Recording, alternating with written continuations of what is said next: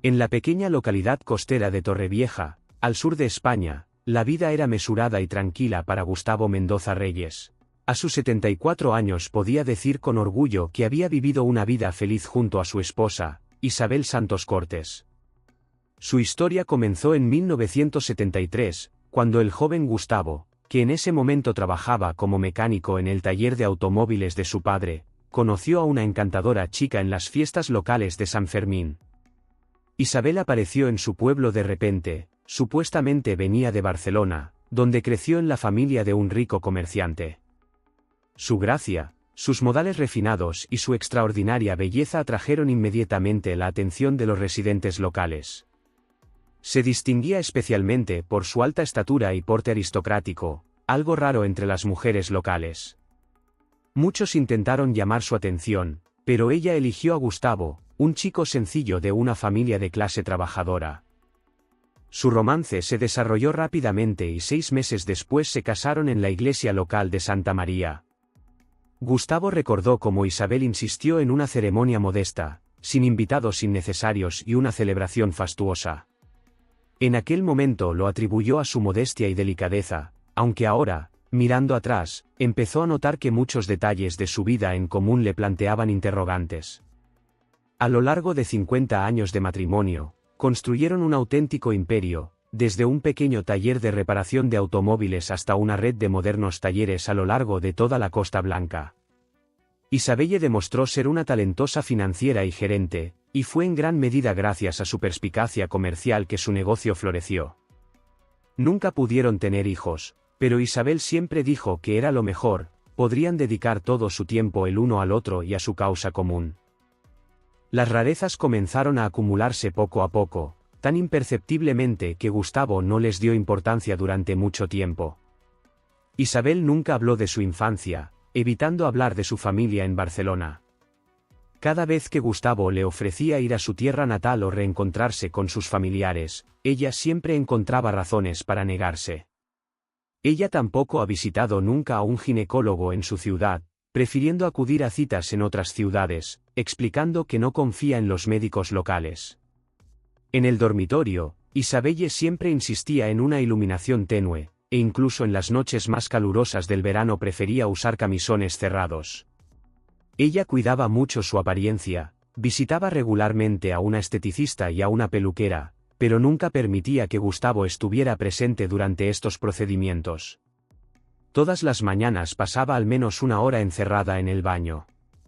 A sus 70 años, Isabelle conservaba su asombrosa estatura y elegancia. Su cabello, que hacía tiempo que se había vuelto plateado, estaba siempre perfectamente peinado y su postura era la envidia de mujeres de la mitad de su edad. Ella todavía atraía miradas de admiración y su pareja era considerada ejemplar en la ciudad.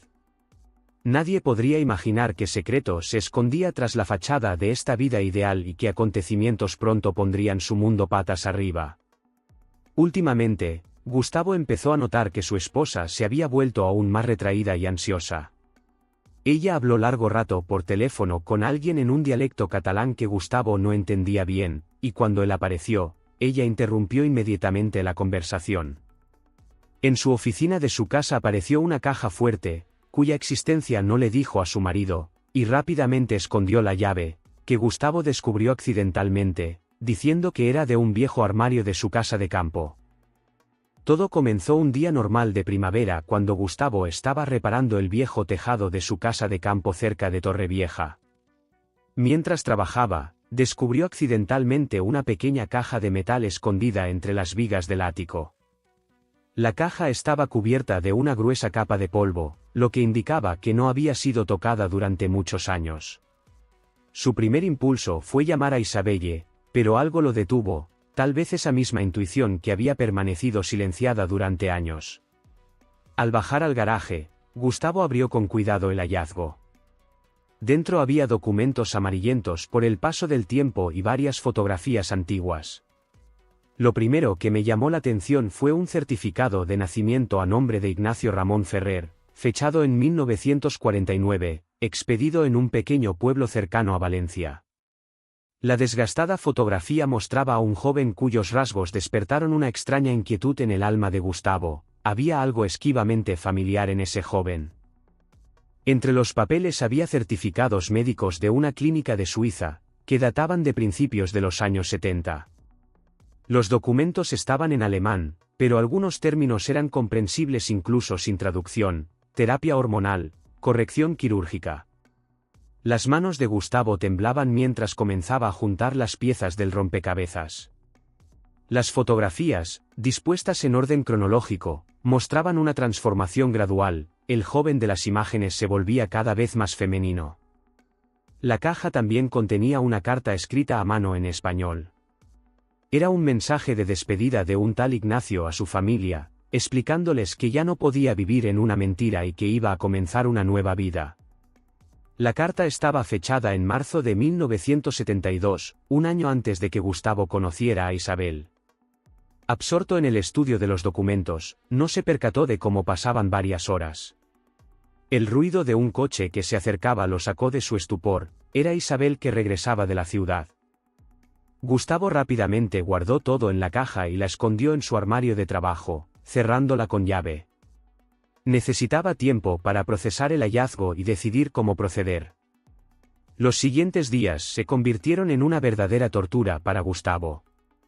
Comenzó a observar a su esposa con atención, notando detalles que antes no había notado: sus grandes manos, que siempre cuidaba con mucho esmero, la distintiva línea de su mandíbula, que estaba parcialmente oculta por su elaborado peinado, el timbre bajo de su voz, que atribuía a años de fumar. Incapaz de hacer frente a las dudas que lo atormentaban, Gustavo inició su propia investigación. Se puso en contacto con su viejo amigo Marcos, que trabajaba en el archivo de la policía de Barcelona, para pedirle que comprobara información sobre la familia Santos Cortés. La respuesta llegó una semana después: no había constancia del nacimiento de Isabel Santos Cortés en Barcelona durante el periodo especificado. Además, la influyente familia de comerciantes de la que hablaba Isabel sí existió, pero nunca tuvieron una hija. Cada nuevo hecho, cada detalle formaba un mosaico monstruoso, destruyendo aquello en lo que Gustavo había creído durante los últimos 50 años. Comenzó a analizar su vida en común, recordando todas las rarezas y situaciones inexplicables. ¿Por qué Isabelle nunca nadó con él en el mar y prefirió sentarse en la orilla? ¿Por qué se negó categóricamente a ir juntos a la sauna? ¿Por qué todos sus álbumes de fotografías empezaban solo desde el momento en que se conocieron y no había una sola fotografía de su infancia o juventud? Gustavo sintió que el suelo se deslizaba bajo sus pies. 50 años de vida juntos, 50 años de recuerdos compartidos, alegrías y tristezas, todo esto apareció ahora bajo una luz completamente diferente. No podía comer ni dormir. Se encerraba en el garaje y releía una y otra vez los documentos que había encontrado, como si esperara encontrar en ellos una refutación a sus terribles sospechas. Durante 2 semanas, Gustavo vivió como en un sueño, tratando de mantener la apariencia de una vida normal. Todas las mañanas observaba a Isabelle realizar su ritual habitual en el baño, y ahora esas acciones rutinarias adquirían un significado completamente nuevo. Se dio cuenta de cómo ella tomaba algunas pastillas a escondidas, las escondía en su bolsa de cosméticos y con qué esmero cuidaba su apariencia. El desenlace se produjo un viernes lluvioso. Isabel debía partir a una reunión de negocios en Alicante, pero en el último momento la reunión fue cancelada. Al regresar a casa antes de lo habitual, encontró a Gustavo en su oficina. Frente a él, sobre la mesa, estaban los documentos de la caja encontrada. Un pesado silencio flotaba en el aire, roto únicamente por el sonido de las gotas de lluvia golpeando los aleros. «Lo sé todo, Ignacio», dijo Gustavo, llamando a su esposa por su verdadero nombre por primera vez en 50 años. Isabelle, parada en la puerta, se puso pálida y se apoyó contra el marco de la puerta para no caerse. Su postura siempre impecable se quebró, sus hombros se hundieron, como bajo el peso de todos los años vividos y los secretos guardados. «Quise decírtelo». Tantas veces, su voz, habitualmente melódica y suave, se fue haciendo más baja, más cercana a su timbre real. Todos los años me decía a mí misma, ahora, hoy, pero, tenía miedo de perderte, miedo de destruir lo que teníamos. Durante las siguientes horas, sentada en la penumbra de la oficina, Isabelle contó su historia. Sobre crecer en una familia conservadora en un pueblo pequeño, sintiéndome como si estuviera en el cuerpo de otra persona. Sobre cómo, a los 16 años, confesó por primera vez sus sentimientos a sus padres y fue expulsada de casa. Sobre los años pasados en Suiza, donde la medicina avanzada de la época la ayudó a ser ella misma. Sobre el miedo y la soledad, sobre el sueño de una vida normal que la trajo a Torrevieja. Nunca quise engañarte, dijo ella tragándose las lágrimas. Cuando nos conocimos, planeé ser honesta contigo. Pero fuiste tan real, tan sincera. Me enamoré y tuve miedo de que la verdad arruinara todo. Y luego, cada año se me hacía más y más difícil confesar. Gustavo escuchaba en silencio, con el rostro impasible. 50 años de vida juntos pasaron ante mis ojos como fotogramas de una vieja película. Todos los momentos de felicidad, todos sus logros, sus sueños y planes compartidos, se basaron en una mentira. ¿O era esta su vida real, a pesar de la verdad oculta? Todos estos años. ¿Todos estos años has estado interpretando un papel? Preguntó finalmente, con la voz temblorosa por la emoción reprimida. No. Exclamó Isabelle. Mi amor por ti es lo único que ha sido real. Realmente soy la mujer que conoces. Es solo que mi pasado es diferente. Gustavo se levantó y caminó hacia la ventana. La lluvia se intensificó, convirtiendo el jardín en un borrón. Durante 50 años compartieron esta casa, esta vida. Durante 50 años nos despertamos en la misma cama, desayunamos juntos, hicimos planes, nos apoyamos mutuamente. ¿Es posible borrar todo esto con una sola confesión? Necesito tiempo, dijo finalmente sin darse la vuelta. No sé quién eres ahora. No sé si alguna vez te conocí realmente. Isabelle se levantó en silencio y se dirigió a la puerta. Se detuvo en el umbral, sigo siendo la misma. La que te preparó café por las mañanas durante medio siglo. La que te sostuvo la mano cuando murió tu padre. La que te ama más que a la vida misma. Nada de eso fue mentira. Gustavo se quedó solo en la oficina, escuchando los pasos de su esposa que se alejaban y el sonido de la lluvia fuera de la ventana. Por primera vez en 50 años, no sabía cómo seguir viviendo. Después de aquella conversación en la oficina, su hogar, que una vez fue acogedor, se convirtió en un campo de guerra silenciosa.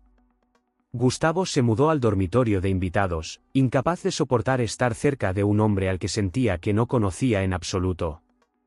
Por la noche permanecía despierto, recordando cada momento de su vida juntos, tratando de entender dónde terminaba la verdad y comenzaba el engaño.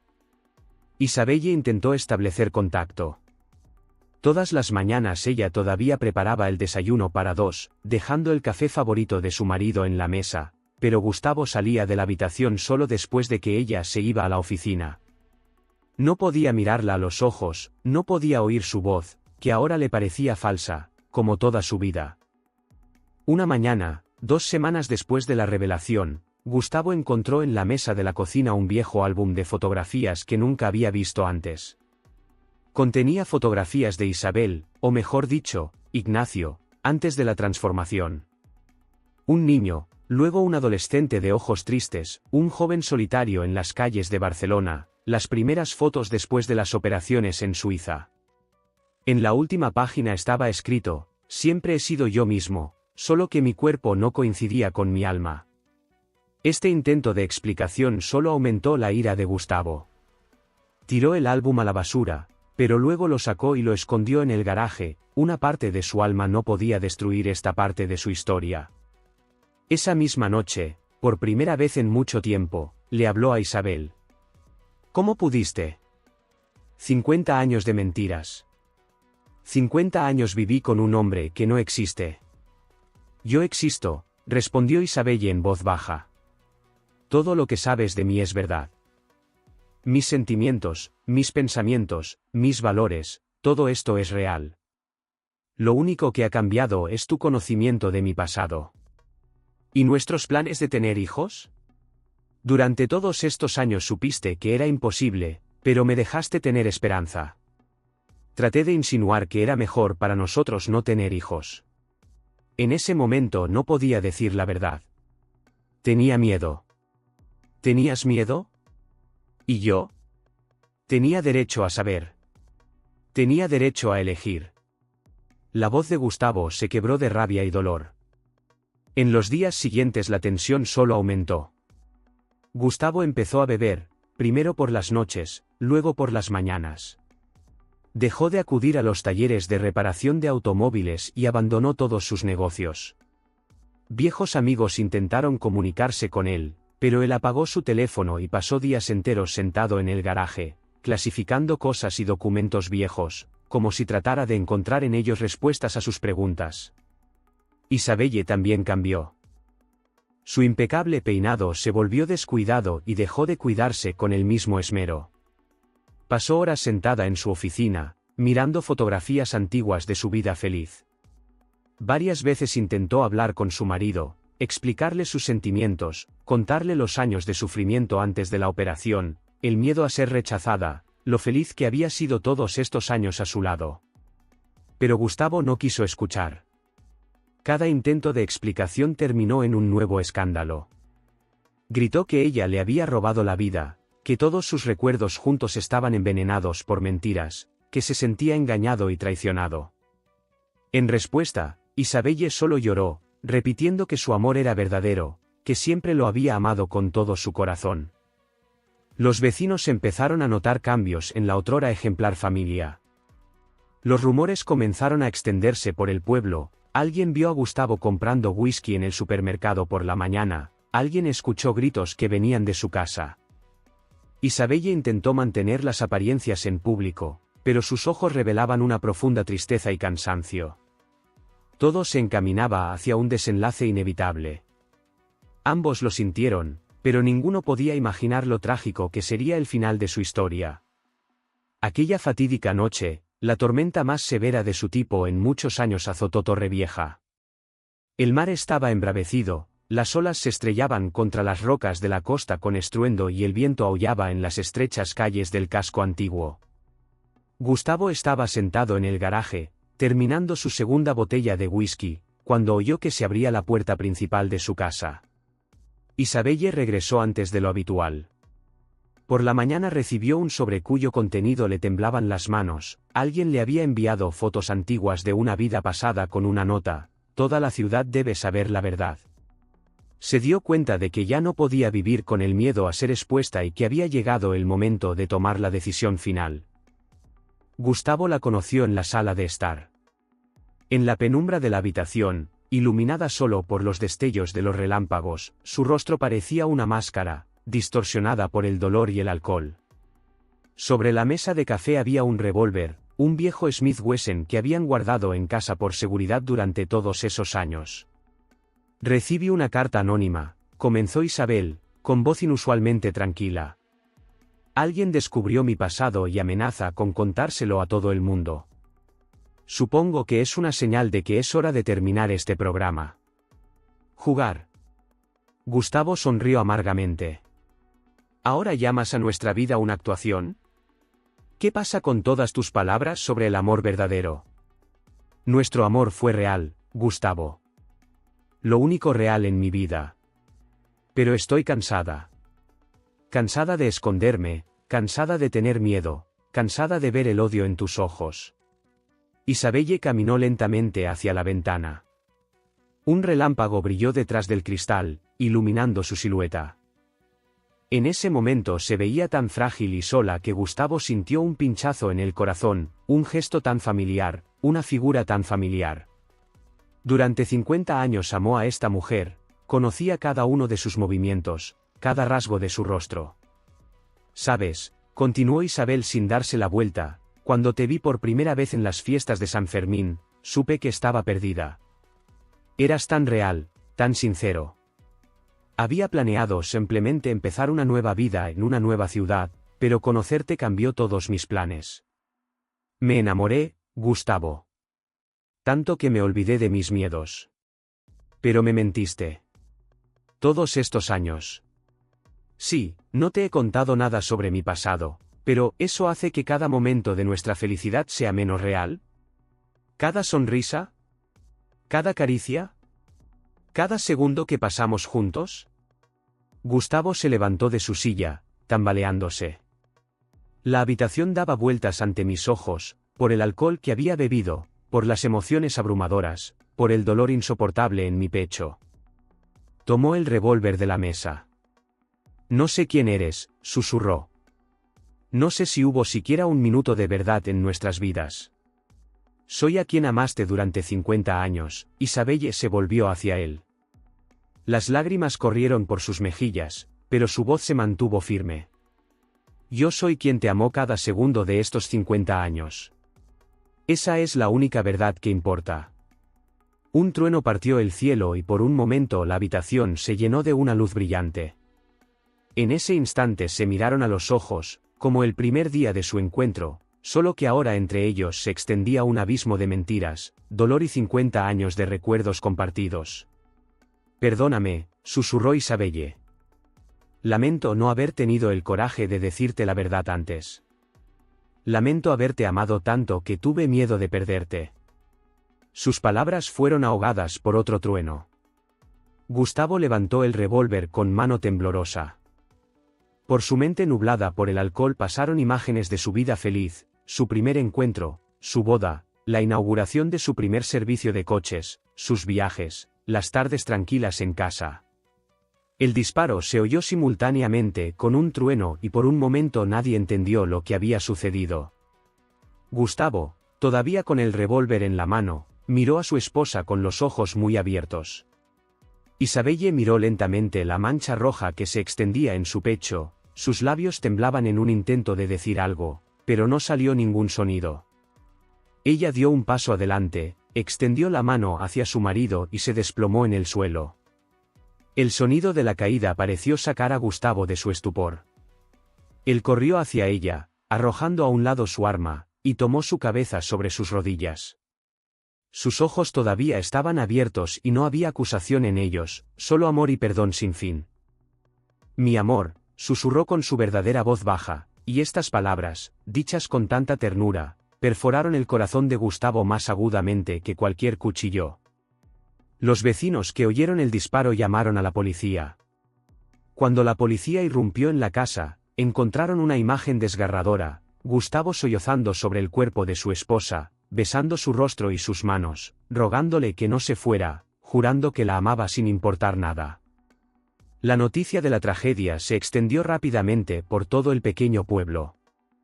Al principio nadie lo podía creer, una pareja modelo, un ejemplo para todos, medio siglo de vida impecable juntos. Pero poco a poco la verdad empezó a emerger. La carta anónima que recibió Isabel no fue la única, alguien envió copias de documentos y fotografías antiguas a personas influyentes de la ciudad. Todo el pueblo se reunió para el funeral de Isabel. Muchos acudieron por curiosidad, con la esperanza de conocer los detalles de la escandalosa historia, pero la mayoría acudió a despedirse de la mujer que habían conocido y respetado durante muchos años. La colocaron en un ataúd con su vestido azul favorito, e incluso después de la muerte conservó esa gracia especial que siempre la había distinguido. Gustavo no estuvo presente en el funeral, estaba detenido. En el juicio, su defensa se basó en la locura temporal causada por el shock de descubrir la verdad y la intoxicación alcohólica. Pero él mismo apenas participó en el juicio, permaneciendo en silencio sentado en el banquillo de los acusados, mirando fijamente a un punto y susurrando de vez en cuando, «Maté al amor de mi vida». La historia de Isabel y Gustavo se ha convertido en tema de acalorados debates mucho más allá de Torrevieja. Periodistas de toda España intentaron conseguir detalles exclusivos, sociólogos y psicólogos analizaron su caso, activistas LGTB utilizaron esta tragedia como ejemplo de a qué conduce la presión social y la necesidad de ocultar la propia identidad. Pero para quienes los conocieron personalmente, fue, sobre todo, una historia de amor, un amor sincero, profundo, verdadero, que no resistió la confrontación con la verdad. Los trabajadores de sus talleres mecánicos recordaron cómo Isabel siempre defendía los intereses de sus empleados, cómo les ayudaba en los momentos difíciles y cómo se alegraba de los éxitos de todos. Los vecinos contaron historias sobre cómo cuidaba a los niños enfermos de otras familias, cómo apoyaba a sus amigos viudos y cómo sabía encontrar una palabra amable para cada uno. En su casa encontraron el diario de Isabel, que había estado escribiendo durante las últimas semanas. En la última página estaba escrito: viví mi vida como yo misma, una mujer que amaba con todo su corazón. Mi único defecto es que no pude confiar hasta el final en ese amor. Perdóname, Gustavo. Espero que algún día entiendas que nuestro amor era verdadero, a pesar de todo. La red de talleres de reparación de automóviles que construyeron juntos fue asumida por su viejo amigo y socio. Con su decisión, parte de las ganancias se destinarán ahora a apoyar a los adolescentes LGBT que se encuentran en situaciones difíciles. En el hall de la oficina principal de la empresa cuelga un retrato de Isabel, una mujer elegante de mirada amable y leve sonrisa, aquella a quien hemos conocido y amado durante todos estos años. Y Gustavo. Gustavo nunca pudo perdonarse el hecho de que en el momento de la mayor prueba de su amor, no pudo aceptar la verdad. En su celda de la prisión, pasa horas mirando sus viejas fotografías, recordando cada momento de su historia de amor de 50 años, dándose cuenta demasiado tarde de que el amor verdadero no se mide por el pasado o el género, se mide solo por la profundidad de los sentimientos y la devoción mutua.